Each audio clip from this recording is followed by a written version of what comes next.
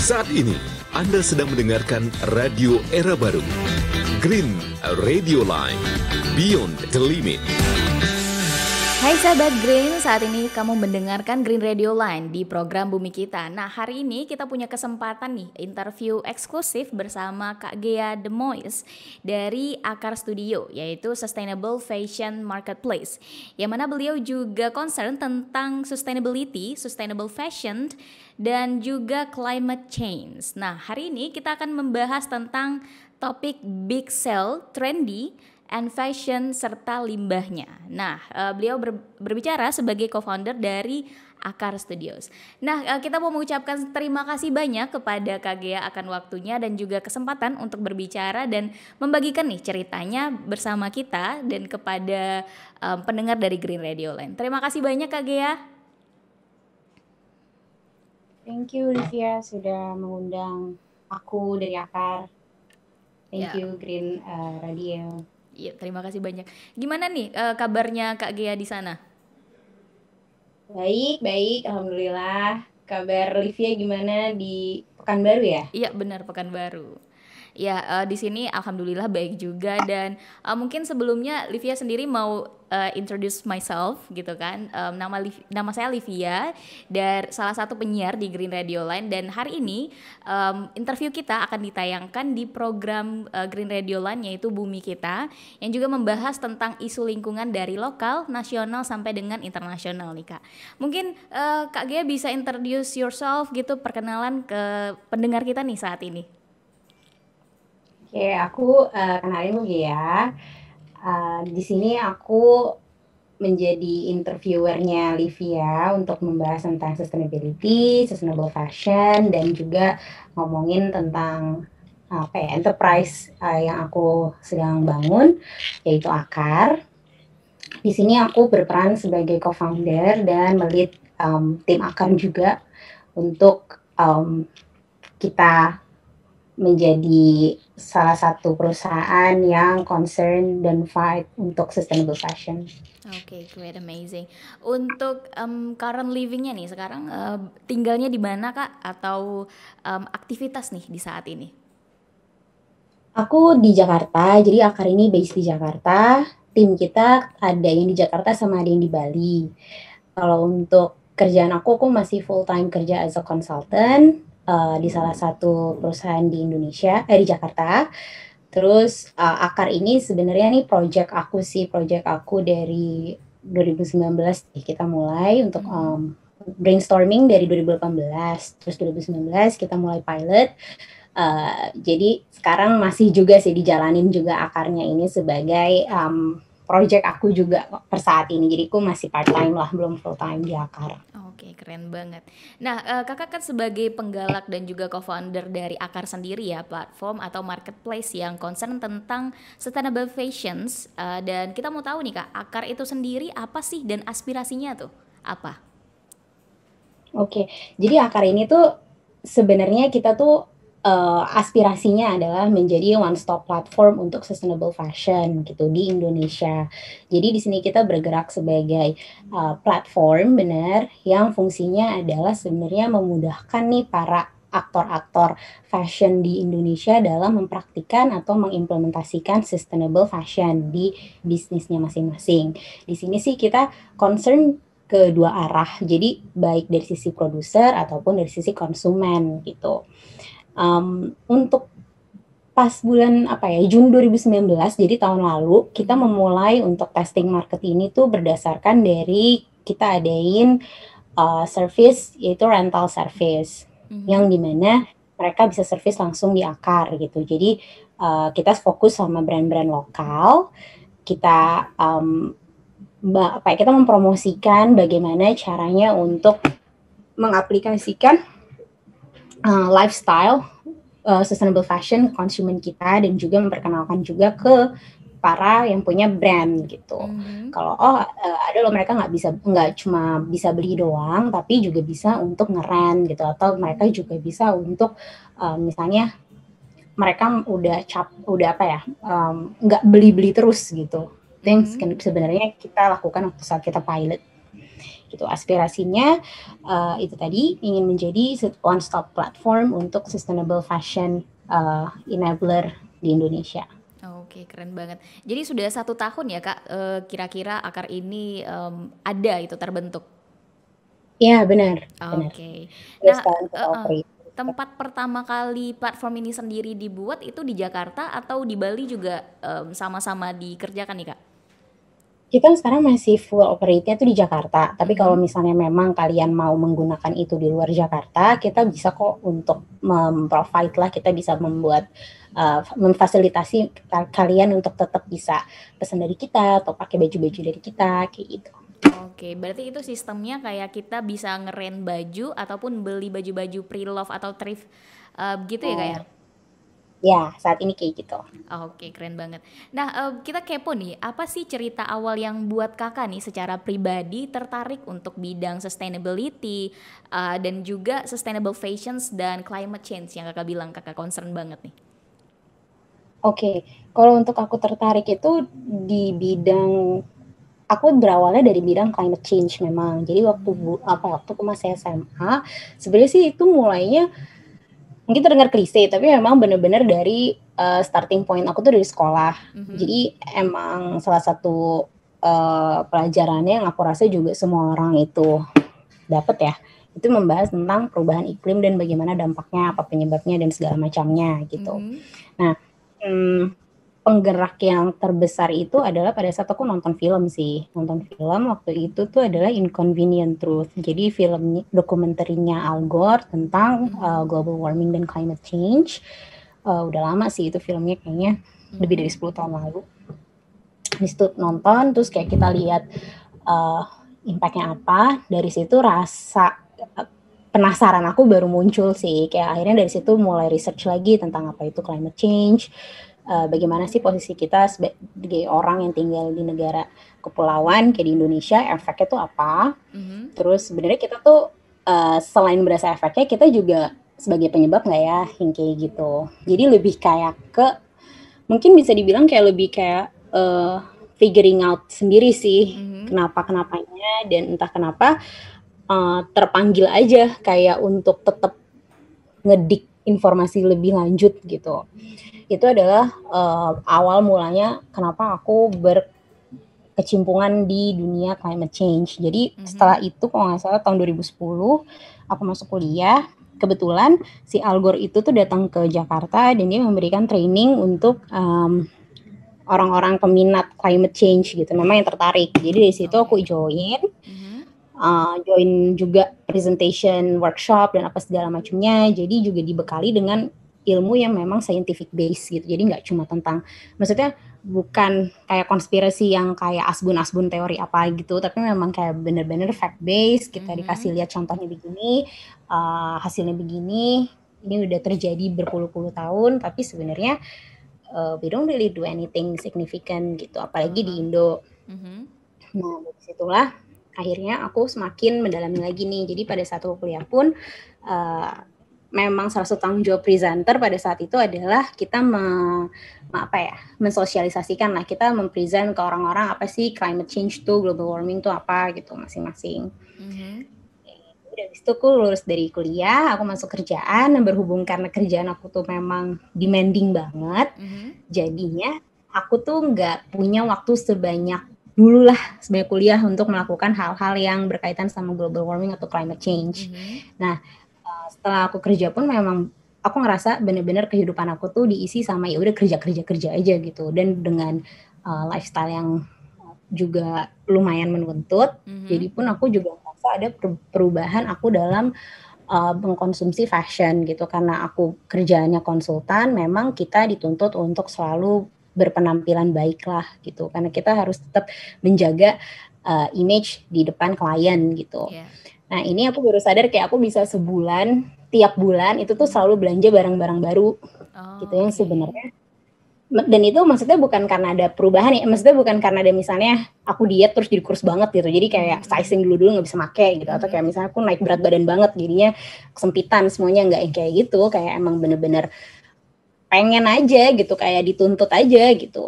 Dipaksa sih enggak, cuma karena situasi dan kondisinya mendorong untuk menjadi seperti itu, ya aku pun juga melakukan hal tersebut.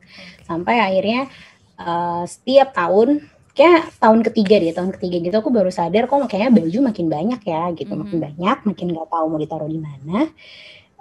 Dan aku memang tipe orang yang emang suka kayak mikir-mikir nggak jelas gitu sih, bukan nggak jelas sih, kayak tiba-tiba kepikiran aja gitu kayak.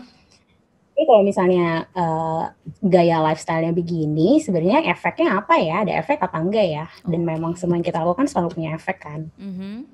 Dan itu akhirnya membawa aku ke informasi tentang fashion sendiri itu industrinya seperti apa. Dan dikaitkan ke lingkungan pun dari sisi industrinya, itu pun somehow menjadi aku keinget lagi nih kayak, ini tuh bukannya something that I used to preach ya, kayak beberapa tahun sebelumnya gitu. Tapi sekarang aku sebenarnya menjadi the one yang memang, kalau dulu tuh mikir emang Indonesia tuh sebagai penyebab climate change ya, kayak gitu-gitu. Tuh sekarang tuh kayak pada saat itu aku langsung dapat confirmation kayak, gue juga gitu, ternyata gue juga berkontribut untuk climate change gitu. Dan ya setelah dipikir-pikir ya semua orang pasti berkontribut kepada climate change gitu. Karena kalau enggak kita tidak akan produktif. Cuma kita juga harus berpikir, oke, dengan kita udah tahu, kita udah sadar, kita aware kalau kita mengkontribusi itu, lalu apa yang kita lakukan untuk mengcompensate itu.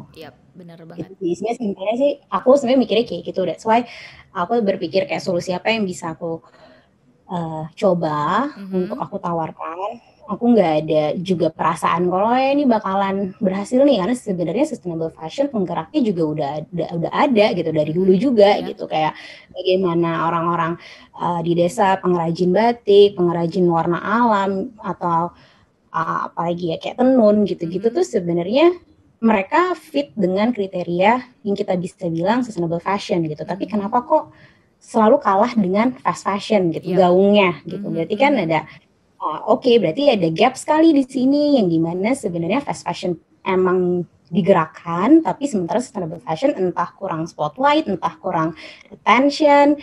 Disitulah yang aku pikir we don't really start from zero sih, kayak at this point apa sih yang masih original gitu, kayak we just keep developing kan sebenarnya.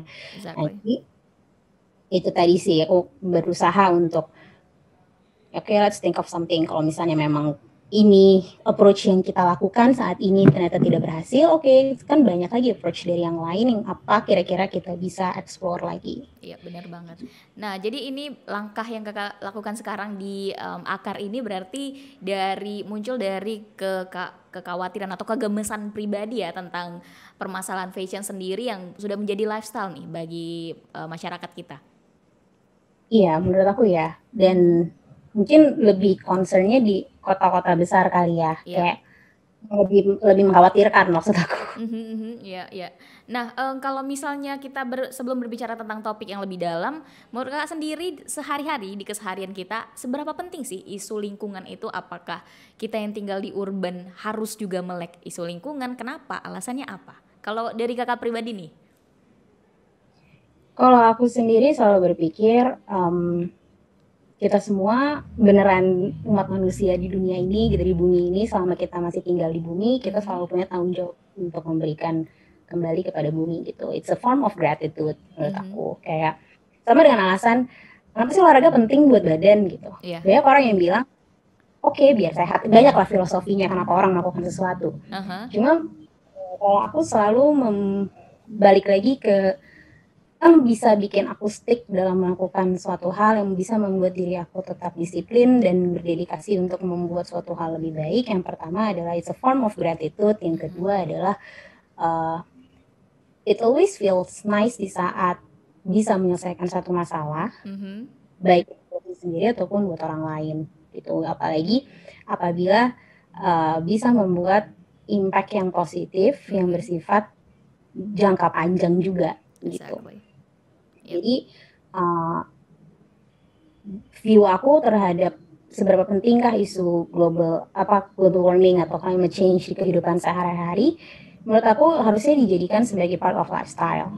Walaupun inspirasi atau cara startnya gimana itu bisa macam-macam, tiap orang beda-beda mungkin, yang mereka ngerasa cocok aja gitu.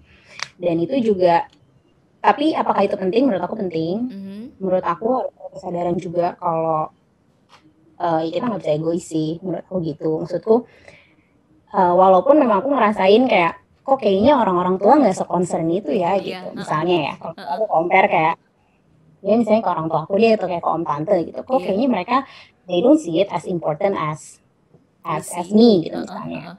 Kayak, justru aku ngeliatnya kayak mungkin anak-anak yang lebih muda yang lebih melek gitu, kayak ini tuh isu global warming tuh penting loh, kita harus do something loh, gini loh gitu ya. Mungkin karena kita masih lebih muda dari mereka, kita berpikiran, aduh kalau misalnya ntar 20 tahun lagi terus keadaan bumi lebih parah dari ini, gue nggak tenang dong hidupin kayak gitu. Benar.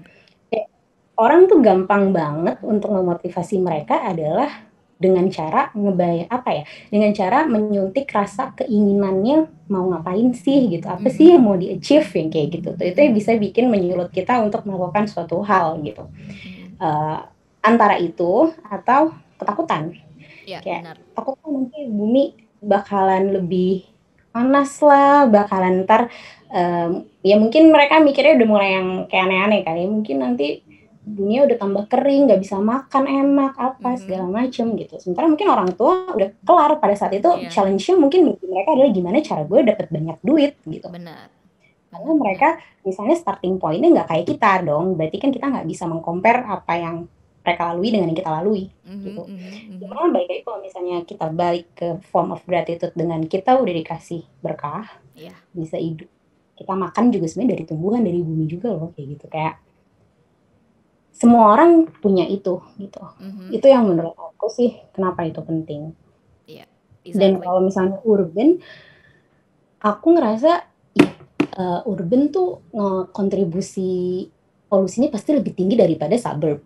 Karena dengan alasan productivity-nya juga tingkatnya lebih tinggi gitu. Dan aku percaya dengan isu climate change, cuma aku tidak percaya untuk stop global warming atau stop climate change, karena aku akan fight untuk itu sampai titik di mana kita menemukan suatu solusi apabila kalau kita produktif kita tidak mengeluarkan emisi sama sekali. Tapi sampai saat ini tidak mungkin gitu. Kayak ya itu kayak ibaratnya aku sih ngeliatnya it's a form of exchange ya. Kalau misalnya emang you want to be productive, pasti kamu akan ngeluarin polusi gitu. Exactly. Ya, jadi itu yang menurut aku kenapa orang urban juga harus nyadarin kalau untuk kamu mendapatkan tingkat kesejahteraan sesuatu, di sini kamu ada efek negatifnya loh. Iya, bertanggung jawab lah untuk itu. Gitu. Sebenarnya yang di sini kan karena kita selama ini selalu diajarinnya ukuran tanggung jawab itu tuh cuma sebesar cost yang kita keluarin, tapi kita tidak berpikir tentang efek yang kita keluarin. Terus sementara responsibility it's cost and effect. Yeah, exactly. So I have a quote that said we are 10 persons of the now generations, but we are the 100% of the next generation, of the future generation. So it means ini kerja bersama. Mungkin memang isu climate change sendiri sering digalakan akhir-akhir ini oleh anak muda ya Kak, yang udah mulai aware nih tentang ini sendiri, dan ya itu hal baik tentunya. Dan kembali nih ke topik pembicaraan tentang fashion Kak. Seberapa polutan sebenarnya dunia fashion itu sendiri, dan apa nih yang terjadi selama ini kepada limbah fashion sendiri? Oke, mungkin kalau misalnya ada orang yang udah pernah, kalian yang pernah iseng research gitu ya, mungkin kalian bisa dapet sering banget dibilang kalau fashion itu sebenarnya the second most polluted industry di dunia gitu. Ya, aku nggak bisa verify sih bener apa enggak gitu, karena itu adalah yang sukanya di-compare sama oil and gas industry gitu. Tapi kalau oil and gas kayak kita langsung kepikiran kali ya, kayak mungkin oh iya untuk dapat oil harus bakar hutan dulu nih bisa dapat oilnya gitu. Jadi bakar hutan sama dengan polusi udara, global warming gitu. It's as easy as that to grasp the picture gitu. Tapi mungkin kalau fashion industry rada-rada mikir, kenapa? Soalnya kita tahu fashion is about beautiful things. Kayak fashion show, mana ada sih fashion show ngasih tahu air sungai kotor, nggak ada gitu. Kayak in form itself, fashion selalu dikaitkan dengan hal-hal yang cantik, hal-hal yang bagus, hal-hal yang mahal gitu, hal-hal yang lebih tentang self image, bagaimana kita mengkomunikasikan identity kita, style, trend, oh yang ini bagus, yang ini enggak, yang kayak gitu. Mhm. Tapi behind that, kalau misalnya kita pikirin lagi, misal nih, kalau kalian belanja di, aku akan compare ini ke fast fashion brands ya, karena memang satu lebih terkenal, mungkin orang lebih gampang untuk, oh gue pernah denger nih, oh gue pernah nih, kayak gitu. Iya. Misalnya contoh, kalau misalnya belanja di Zara atau belanja di H&M, Mhm. Forever 21, aku akan nyebutin brand-brand yang udah masuk di Indo aja ya, biar lebih familiar. Kalau kamu lihat itu tuh label tuh selalu dibuat dari made in, pasti dunia ketiga, Iya. negara dunia ketiga, gitu. Sementara mereka brand-brandnya itu tuh selalu dari developed countries gitu. Sebenarnya nggak sih, berarti kan mereka sebenarnya juga nge-transportnya itu udah macam-macam nih, kayak produksi mereka di mana, ambil cotton-nya di mana, terus itu nggak selalu sama tempatnya. Jadi bisa aja mereka ngambil cotton, let's say di Brazil, tapi mereka harus ngeproduksiin di factory-nya itu di India misalnya, itu di Myanmar, Indonesia. Terus kamu selalu pasti akan menemukan tempat made in ini tuh berbeda-beda lokasi. Jadi kalau misalnya di Jakarta bisa made in Vietnam, bisa made in Myanmar. Terus kalau misalnya kamu ke US atau ke Aussie, made in Indonesia. Gitu. Jadi mereka do the exchange thing. Itu kan carbon footprint-nya banyak banget. Gitu. Jadi kayak we need to think a little bit deeper. Ini nggak harus think dalam-dalam banget kok. Cuma kayak just be curious about one step aja gitu misalnya. Jadi deh mau trace ini baju dari mana sih? Gimana caranya bisa dari daun, bunga kapas sampai akhirnya baju. Gitu. Kita bisa trace satu-satu. Dan kalau misalnya mereka udah, aku ngerti sih kenapa mereka ngelakuin itu ya sebenarnya biar murah gitu. Supaya cost-nya lebih rendah. Karena ngegaji orang US sama ngegaji orang India harganya jauh banget bedanya. Gitu. Jadi ya memang untuk ngejar margin setinggi-tingginya gitu. Aku tidak akan, maksudnya aku bisa mengerti kenapa ini terjadi. Karena sebenarnya sebelumnya kalau kita mau trace back ke historinya, industri fashion tuh sempat stagnan gitu. Di zaman setelah World War II. Stagnan, dimulai dari revolusi industri, terus udah mulai nemuin teknologi untuk bikin baju yang lebih cepat, nggak harus manual banget gitu, bisa meningkatkan produktivitas juga. Di situ mereka berpikiran gimana caranya untuk meningkatkan produktivitas lagi, menambah earning mereka lagi, tapi dengan menekan cost serendah-rendahnya. Disitulah akhirnya konsep fast fashion ada. Dan kenapa itu last longer ya karena sebenarnya it solves the problem back then. Karena yang visi mereka kan adalah memajukan industri fashion dong sebenarnya pada saat itu. Dan itu adalah solusi yang ternyata proven lebih murah, proven bekerja dengan baik, proven lasting long time. Tapi apakah mereka memikirkan efek dari itu? Atau let's say sekarang udah 30 tahun, 40 tahun setelah masa itu. Apakah we still need the same solution untuk address problems yang sebenarnya udah berubah problemnya? Kayak gitu. Dan it's the same concept yang aku dapat ya. It's the same concept pada saat orang bertanya, gila plastik sampahnya baik banget di lautan. Ini yang mikir bikin plastik pasti nggak mikir nih kayak gini. Ya iyalah dia nggak mikir gitu. Karena pada saat itu mereka cuma berpikir gimana gue cari solusi untuk menyelesaikan problem. Gue butuh adalah tempat tools yang bisa murah. Gue produce banyak nggak masalah karena costnya murah. Yang kedua tahan air, tahan panas walaupun maksudnya boiling point-nya cukup tinggi. Terus kalau misalnya kena air nggak meracuni gitu, nggak meracuni orang yang consume ya. Jadilah plastik. Apakah itu masalah pada saat dulu? Enggak, itu dulu solusi banget gitu. Tapi sekarang kan berbeda lagi. This is what we need to think. Kayak bagaimana cara kita men-solve problem yang sebenarnya problem baru. Jangan sampai kita men-solve problem baru dengan cara yang lama. Dan kadang orang juga nggak sadar kalau kita tetap ngelakuin solusi yang lama untuk mengaddress problem yang it's a whole new problem sebenarnya. Exactly. Gitu. Jadi kalau misalnya ngelihat lagi kenapa industri fashion berkembang karena ada kebutuhan dan stagnanisasi yang Kakak bilang tadi, tapi juga kalau kita ngelihat fashion sendiri di situ ada banyak memberikan banyak prospek ekonomi juga kepada banyak orang begitu. Dan di saat fashion ada penurunan sekarang apalagi di pandemi ya sekarang nih orang nggak terlalu banyak berbelanja.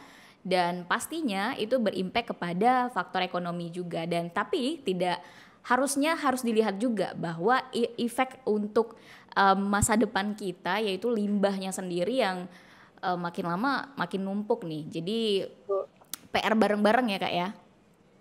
Dan limbah tuh sebenarnya nggak cuma dari sisi production ya. Kayak sebenarnya limbah fashion, tanggung jawab terbesar tuh ada di konsumen. Exactly.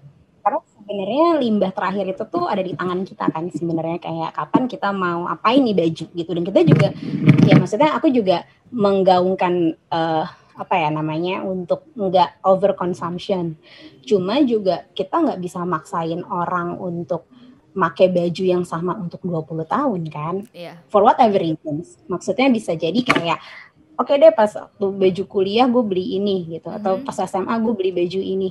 Tapi kan pada tahun lo kerja, lo pasti butuh baju yang nggak kayak waktu lo pakai waktu SMA atau kuliah. Yeah. It's just trying to making sense of human behavior, juga nggak bisa kita paksain gitu.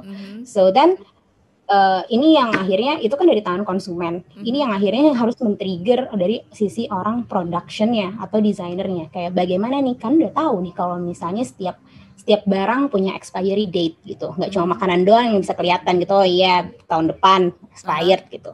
Sebenarnya kita juga baju, sepatu ada expiry date-nya. And then how you make something yang sebenarnya akhirnya kenapa ada orang bisa bilang ini baju bisa di-recycle. Ini baju bisa di reuse gitu, atau kayak oh ya udah deh gue jual pre-love gue, siapa tahu ada orang yang lebih membutuhkan nih. Ya mungkin targetnya udah bukan orang seumur gue, tapi ya orang seumur waktu gue pas beli gitu. Exactly. Dan itu balik lagi ke consumer, designer dan production bertanggung jawab pada saat mereka mendesain baju yang untuk purpose-nya adalah recyclable. Ya mereka harus buat jalur recyclable-nya itu gimana, karena kalau misalnya baju yang tidak dibuat untuk recyclable, untuk melakukan recycle effortnya gede juga. So this whole supply chain, kalau memang kita mau untuk menjadikan lebih sustainable lagi, mereka punya PR masing-masing sebenarnya gitu. Dan ini benar kata aku, setuju kalau ini tuh adalah collective responsibility, karena otherwise we cannot achieve it. Yep, amazing. So, berbicara tentang kebutuhan dan keinginan Kak, tadi udah kita singgung nih, seringnya gaya hidup kita sekarang dan membeli atas dasar keinginan atau tergiur dengan topik kita nih, big sale ataupun hal yang trendy dan ingin mengikuti tren sekali lagi. Bagaimana kalau menurut Kakak fenomena ini sendiri di bidang fashion ataupun dampaknya untuk lingkungan? Oke. Sebenarnya saling butuh sih. Karena aku tidak akan, mungkin view aku lebih kayak ke wants and needs. Sebenarnya tergantung dari konsumen. Kalau misalnya memang kalian ingin menekan overconsumption, mungkin banyak sih sekarang tuh kayak lagi bukan tiba-tiba lagi mulai ngetren yang minimalism. Bukan mulai, sebenarnya udah ngetren nih minimalism gitu. Dimana memang hidup sesederhana mungkin gitu. Dan itu benar-benar based on what you need gitu. Cuma aku nggak bisa bilang itu tepok rata berlaku untuk semua orang ya. Kadang orang juga ada yang emang udah by default beli ya udah, ya ada yang udah secara natural sadar gitu loh kalau nggak butuh-butuh banget buat ntar aja deh, yang kayak gitu tuh juga ada gitu. Kalau untuk wants and needs, menurut aku lebih concern ke tujuannya sih. Tujuannya buat apa gitu. Atau itu bakalan lebih easier to make decisions based on yaudah nih mau beli ini buat apa ya, apakah mau dipakai untuk misalnya tadi untuk aku kan ngerentnya baju untuk kayak pesta ya kan, sebenarnya banyakan untuk pesta. Jadi kalau misalnya untuk wants and needs itu tadi wants and needs ya. Yang wants and needs ya aku akan balikan lagi untuk sering-sering ngingetin ke diri kita sendiri sebelum menentukan kita mau beli apa. Ini buat apa sih sebenarnya, tujuannya apa sih kita beli ini, kayak gitu. Karena itu yang sebenarnya mulai semenjak kayaknya 2 tahun terakhir itu udah mulai muncul kok alternatif lain gitu dalam hal untuk mengkonsumsi sustainable fashion atau hal yang lebih sustainable gitu. Misalnya kayak even dari hal kecil belanja di supermarket untuk sembako gitu, misalnya kebutuhan sehari-hari, groceries, sampai ke baju, sampai ke misalnya transportasi, yang kayak gitu tuh udah mulai banyak option lain bermunculan. Iya, benar. Jadi sebenarnya bagaimana kita memilih konsumsi yang lebih bijak. Nah, selanjutnya nih Kak, pertanyaan yang selanjutnya tentang kita mau bicara tentang sustainable fashion sendiri. Sebenarnya tujuan dari sustainable fashion itu apa sih dan kenapa ini termasuk salah satu hal yang penting untuk menjadi concern kita bersama? Oke, tujuan untuk sustainable fashion ini sebenarnya kita mau achieve ada 3 faktor kan yang berkaitan dengan sustainability itu selalu berkaitan dengan profit, planet, people. Yang dimana sebenarnya kalau view dari aku adalah opini aku sendiri itu tidak bisa saling memberatkan satu dari pihak-pihak tersebut gitu, kayak secara signifikan ya, kayak nggak bisa ada yang disacrifice lah. That's why itu menjadi suatu goal baru gitu. Bagaimana cara kita untuk mengachieve itu gitu.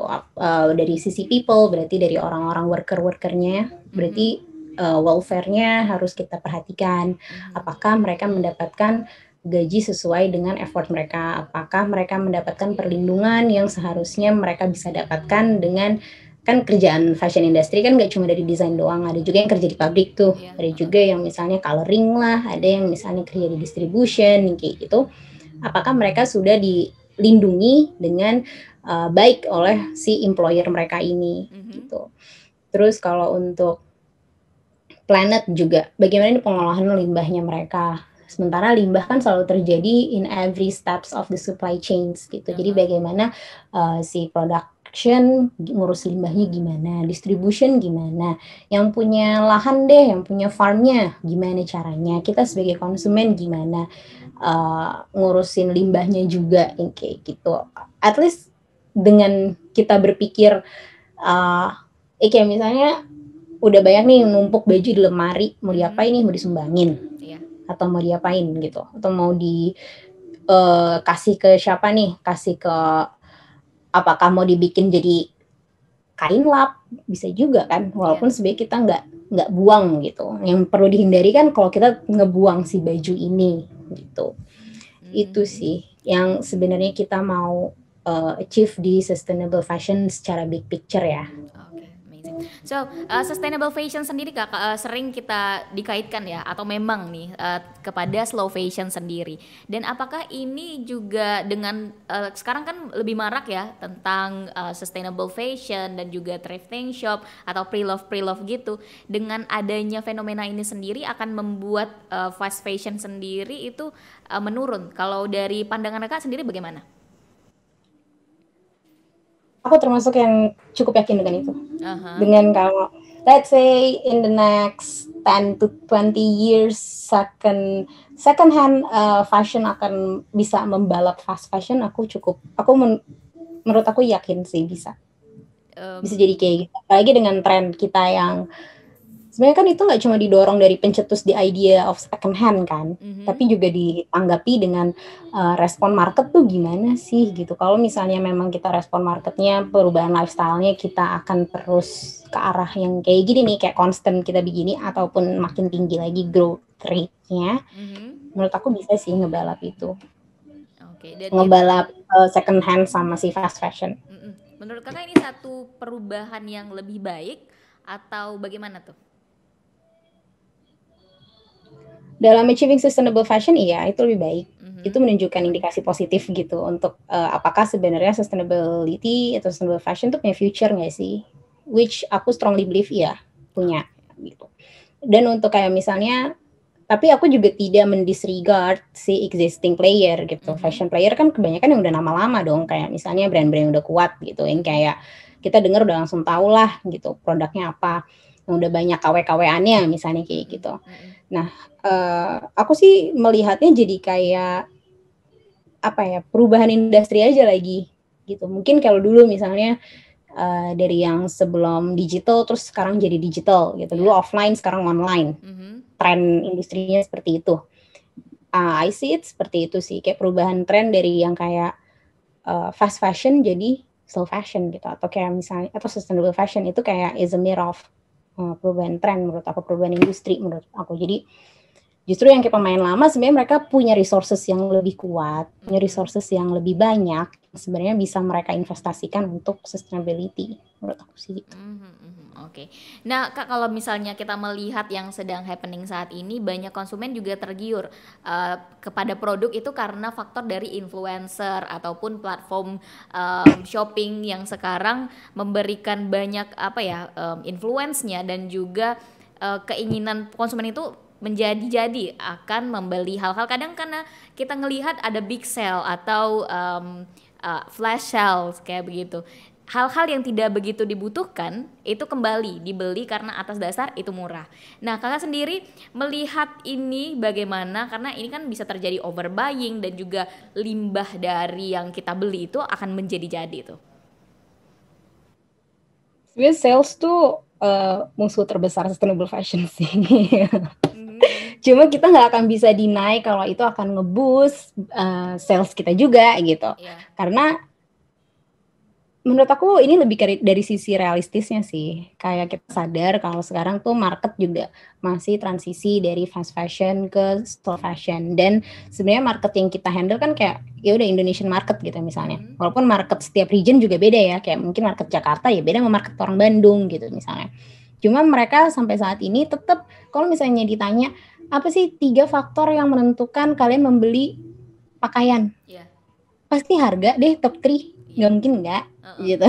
Dan itu kayak ya udah, itu kayak apa ya, menurut aku sih kita sebagai yang punya brand just being realistic gitu. If you wanna stay in the game, ya udah ada beberapa some old rules yang memang harus yang memang tendensinya kita mau nggak mau akan kita ikutin dulu gitu. Is a game of survival kan at the end juga gitu. Tapi kalau misalnya memang kalian maunya idealis nih, enggak, kita nggak akan bikin sale walaupun harga kita jual paling murah baju 1,5 juta gitu. Ya udah nggak masalah. Tapi kalau dari situ tetap ada cost yang perlu dibayar dong, ada cost tambahan dong. Berarti kalian entah punya modal lebih besar, marketing kalian juga harus spesifik berarti ke target market yang akan meng-afford pakaian di atas 1,5 juta. Gitu. Ya masalah yang belinya jadi dikit, yang beli lama, misalnya jadi stoknya jadi lebih lama di inventory dibandingin cepat habisnya. Ya, that is the consequences you're willing to take. Gitu. Cuma perbedaan battlefield aja kan sebenarnya gitu. Kalau misalnya untuk overconsumption dari sale pasti sih, itu menurut aku adalah efek dari yang paling kita prediksikan itu akan terjadi gitu. Kalau untuk gimana cara nahannya, menurut aku harus datang dari kesadaran si individu. Karena kalau misalnya kita tiba-tiba nge-stop sale nih, gini, apa iya semua brand owner udah bisa menyanggupi brand itu sendiri tanpa ada sale? Kalau misalnya mereka udah lama ya mungkin nggak apa-apa gitu. Jarang kan kita ngelihat Chanel sale, ya karena mereka udah kuat gitu. Tapi kalau misalnya brand-brand baru kan, mereka kan yang paling penting adalah ada duit masuk dulu. Itu sih sebenarnya, dan ditambah kita juga harus ada PR untuk mengedukasi masyarakat yang menurut aku itu jauh lebih susah gitu, karena kita berusaha untuk merubah behavior kan. Behavior bisa berubah paling ampuh dengan cara paksaan memang gitu. Gimana sih cara kita aja ngubah habit aja susah banget kan. Kita benar-benar harus disiplin 3 bulan lah maksimal, minimal untuk akhirnya menjadikan suatu hal yang kita lakukan habit baru gitu. Ya sama dengan ini. Dan disiplin kalau misalnya emang gak datang dari diri sendiri, ya susah sih. Jadi, tetap harus ada something yang kita mulai karena memang alasan dari kitanya juga.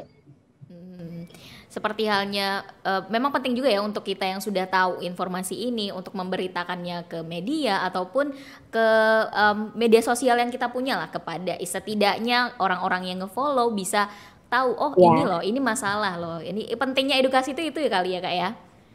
Iya, itu perlu sih, apalagi untuk para penggerak-penggerak yang di ranah sebenarnya market tuh juga masih baru mau pindah gitu, kayak masih transisi. Jadi sebenarnya kita kan juga sama dengan kayak kita meng-create market juga, kita masih di fase itu sih menurut aku.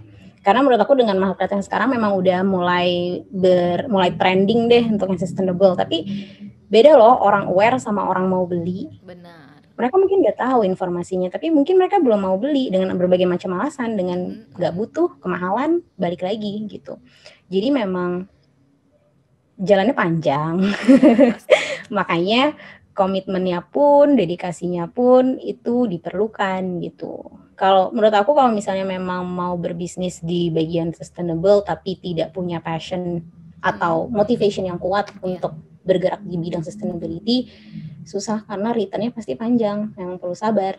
Oke. Nah, misalnya nih Kak, contoh ada bahan yang sulit terurai kainnya nih di dunia fashion sendiri. Terus digunakan selama 7 tahun oleh satu orang. Dan ada pembandingnya lagi, seseorang itu membeli bahan yang ramah lingkungan, yang sustainable, tapi pembeliannya itu sebulan sekali. Nah, ini kan ada kerancuan nih, yang mana yang benar, yang mana nggak benar. Sekali lagi, kalau menurut Kakak gimana tuh? Yang mana lebih sustainable yang harus diterapkan untuk pendengar kita mungkin yang sekarang kebingungan tentang sustainable dan juga overbuying consumption sendiri? Untuk menahan overbuying sendiri adalah dengan berhenti buying. Benar-benar. Gitu. Itu adalah solusi yang aku rasa semua orang bisa mencoba untuk lakukan dulu gitu. Jadi kalau misalnya pertanyaannya apakah bahannya tidak sustainable tapi dipakai 7 tahun dengan bahan sustainable tapi dibeli setiap bulan gitu, yang menyebabkan overbuying, pasti yang frekuensinya lebih tinggi. Gitu.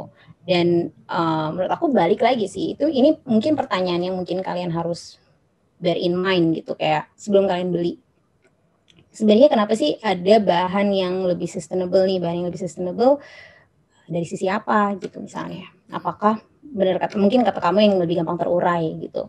Oke, kalau misalnya baju yang lebih gampang terurai, kualitinya dia gimana sih sebagai baju? Apakah jangan-jangan karena gampang terurai terus gue pakai 7 kali gue keringetan terus tuh baju jadi urai gitu kan, kayak iya mana ya kalau gitu. Maksudnya it doesn't really fulfill what sustainability means gitu. Sustainability kan sebenarnya yang berkelanjutan, memang benar.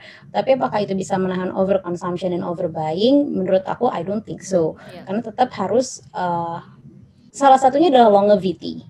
Dan ini mungkin orang-orang fashion designer lebih aware ya. Mungkin mereka punya ilmu sendiri yang lebih dalam mengenai bagaimana mereka mendesain sesuatu bersifat long lasting. Kayak gitu.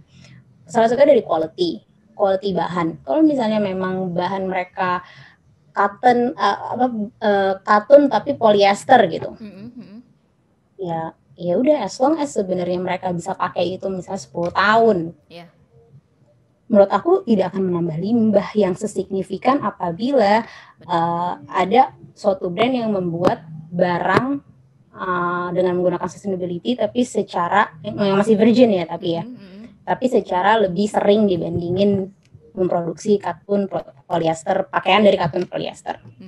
Menurut aku gitu. Jadi longevity is key. Kalau you wanna stop overbuying, then stop buying, atau at least kurangin buying. Mungkin kalau stuck agak susah ya, mungkin kita bisa nge-decrease atau mengurangi ya. Benar banget. Nah Kak, kalau misalnya kita berbicara tentang sustainable fashion, itu juga erat hubungannya dengan gaya hidup zero waste. Nah kaitannya sendiri kalau dari kacamata Kakak bagaimana tuh tentang zero waste dan juga sustainable fashion? Oke, I wouldn't say zero waste sih, karena sesuai, nggak tahu ya, mungkin dengan pemahaman aku so far sih, aku belum menemukan suatu hal yang benar-benar exactly zero waste gitu. Tapi kalau misalnya mau bilang less waste, oke lah. Gitu. Kalau misalnya sustainable fashion less waste, iya, karena itu salah satu tujuan dari sustainable fashion itu sendiri, tujuan dari sustainability itu sendiri, kayak kita mau mengurangi waste yang kita keluarkan, mengurangi limbah-limbah dari setiap supply chain yang ada. Kayak gitu. Jadi kalau misalnya memang berkaitan, iya berkaitan untuk less waste. Kalau untuk zero waste, enggak sih menurut aku. Masih agak jauh ya. You can achieve zero waste if you don't do nothing. If you do nothing, you achieve zero waste. Tapi kita jangan sampai mindsetnya jadi tertukar ya. Jadi kayak, gue nggak mau nih nyampahin bumi, makanya gue nggak mau ngapa-ngapain kayak gitu. Maksudnya jangan sampai ke situ. Karena memang ada orang yang aku temuin kayak gitu juga. Jadinya mereka nggak mau apa ya? Ibaratnya jadi kayak nggak mau hidup karena nggak mau ngeluarin energi gitu, nggak mau ngeluarin hal yang buruk buat bumi. Tapi kan that is not why you're living now. Mungkin kalau misalnya iya kan Kak, kalau mau mengurangi waste-nya itu bisa dengan, kalau misalnya kita orang-orang lama biasanya ibu-ibu tuh biasanya tetap menyimpan pakaiannya, jadi nanti bisa dipakai untuk anaknya yang kayak begitu, dan Bisa. turun menurun begitu, jadi kita tidak menimbulkan sampah lagi dan masih bisa dipakai. Dan sekarang juga kalau kita ngomong tentang pre-love gitu kan, orang banyak, gue nggak pakai tapi gue kasih orang lain nih, nah jadi gue nggak Ya. menimbulkan sampah lagi. Itu bisa jadi Itu adalah pilihan. menurut aku sustainable fashion lifestyle yang paling gampang untuk kita lakuin dulu ya. Kayak maksudnya setahun sekali gitu kamu beresin barang mau sumbangin ke panti asuhan gitu misalnya. Ya, itu is a form of sustainable fashion gitu. Kayak maksud aku nggak mungkin semua orang nggak bisa lakuin itu. Yep, exactly. Mungkin itu langkah-langkah yang bisa kita lakuin ya bersama nih. Dan gimana nih Kak, kalau misalnya kita untuk mengimplementasikan sendiri sustainable fashion di kehidupan sehari-hari. Terlebih ya sekarang momentumnya itu akhir tahun, akan banyak big sale dan juga big discount di online maupun media offline begitu. Apa sih menurut Kakak yang bisa dilakukan si pembeli? Mungkin berpikir sekali lagi apa segala macam, dan untuk menahan nih ini sendiri, menurut Kakak gimana? Paling gampang kalau untuk nahan tuh duit sih. Kalau nggak ada. Ya, tapi melepas dari alasan itu ya, menurut aku untuk menahan yang pertama iya selalu bertanya dulu ini tuh buat apa, rencananya apa. Banyak sekarang yang kayak misalnya kalau misalnya buat Christmas dinner gitu, Christmas dinner ya udah kalau untuk Christmas dinner doang. Banyak kok sekarang yang buat buka rental dresses gitu, pilih aja gitu, nggak usah beli baru gitu. Lagian juga apa namanya lebih murah satu, kalau misalnya mau konsiderasinya adalah price ya, lebih murah satu. Yang kedua, you don't really you make less waste dari sisi sebenarnya membantu produser sih sebenarnya. Karena apapun, banyak orang yang bilang renting tuh sebenarnya usahanya apa sih, effortnya apa sih yang dilakukan agar membuat sustainable fashion gitu kejadian. Karena sebenarnya mereka berpikirnya adalah tapi kan polusinya dari laundry, dari yang penyucian berkali-kali, dari travelnya, logistiknya gitu. Sementara kalau misalnya beli kan cuma beli sekali, taruh dalam lemari, cuci, ya udah gitu. Kayak flow-nya memang lebih dikit. Tapi yang mereka tidak tahu, kita membantu secara akumulatif dalam sisi menghindari produksi virgin clothing. Karena memproduksi virgin clothing itu polusinya tidak mengalahkan ya itu tadi, si effort dari si renting mengeluarkan polusi. Jadi itu kenapa less waste gitu, dan juga lebih hemat buat kalian. Ya pikir-pikir aja yang kalian butuhin apa gitu, jangan sampai ya itu tadi. Kalau aku sekarang mungkin karena pandemi sebenarnya cenderung jadi lebih nge-save money sih. Benar, sama banget. Dengan baik itu untuk menjunjung sustainability atau tidak ya, cuma behaviornya jadi lebih kayak gitu karena lebih ke nggak tahu nih ntar kedepannya gimana gitu. Jadi yang sekarang untuk menahan aku tuh, pertama kalau aku beli ini barang tuh awet berapa lama nih gitu, ini aku bisa pakai berapa kali nih gitu. Jadi kalau misalnya lebih mahal sedikit it's fine dibandingin aku beli barang murah terus cepat rusak terus ya udah. Iya benar. Nah, kita udah sampai di akhir nih Kak. Mungkin Kakak bisa meninggalkan pesan ataupun closing statement Kakak tentang apa materi kita sekarang, atau apa yang ingin Kakak sampaikan ke pendengar kita saat ini. Sebelumnya mungkin bisa introduce diri Kakak dulu, dari mana dan sampaikan pesannya. Oke, aku Gea dari Akar. Jadi pesan aku untuk hari ini ke teman-teman itu adalah mungkin kita harus start dari diri kita sendiri dulu untuk lebih paham tentang mindful living. Yang aku mau tekenin mungkin lebih ke arah mindfulnya sih. Jadi pada saat sebelum kalian melakukan sesuatu, make sure kalian tahu kenapa, make sure kalian tahu tujuannya apa, dan bagaimana cara mencapainya. Kayak it's always important to hold on to why rather than to how dalam saat membuat keputusan apapun sih sebenarnya. Oke. Gitu. Kalau misalnya untuk kalian tertarik dengan akar lebih lanjut, jadi bisa follow Instagram kita. Cuma kita sekarang kayak lagi agak kurang ngepost nih. Kita terakhir ngepost kayak September deh. Di @akarstudios double A. Jadi Alpha Kilo Alpha Romeo Studios di Instagram ataupun follow Facebook page kita. Terima kasih banyak Kak Gea untuk waktunya dan juga sharing-sharingnya nih kepada kita. Semoga dengan interview ini pastinya saya dan juga para pendengar punya banyak pemikiran lagi nih. Oh iya benar begitu. Jadi banyak yang bisa dipelajari gitu. Terima kasih banyak untuk waktunya Kak Gea. Thank you Livia udah ngundang juga. Oke, stay healthy. Bye. Stay healthy. Bye-bye.